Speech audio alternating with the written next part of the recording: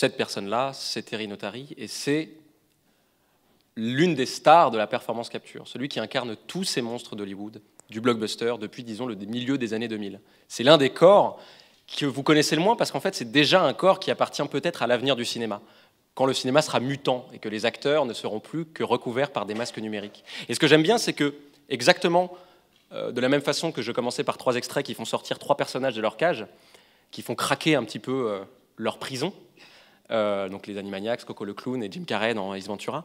Là, on a vraiment un personnage qui sort de sa cage, et qui sort de sa cage, qui craque le voile de pixels qui le recouvrait pendant toute sa carrière. C'est la première fois qu'on voit Terry Notary. Et comment on le montre?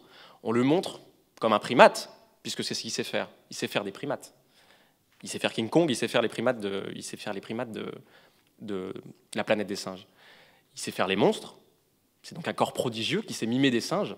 Or, le mime, et l'idée d'être un corps prodigieux, l'idée d'être un corps hors norme, c'était déjà le cas, et c'était déjà ce qui faisait le succès de tous ces grands acteurs burlesques du début. C'est-à-dire tous ces grands acteurs burlesques qui ont influencé le cartoon.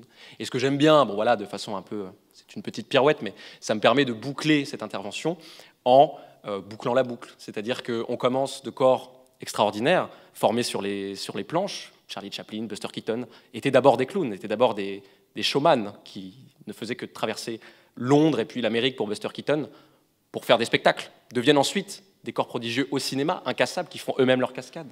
Puis, le cinéma évolue, arrive à la performance capture, on n'a plus besoin de se mettre en danger comme ça.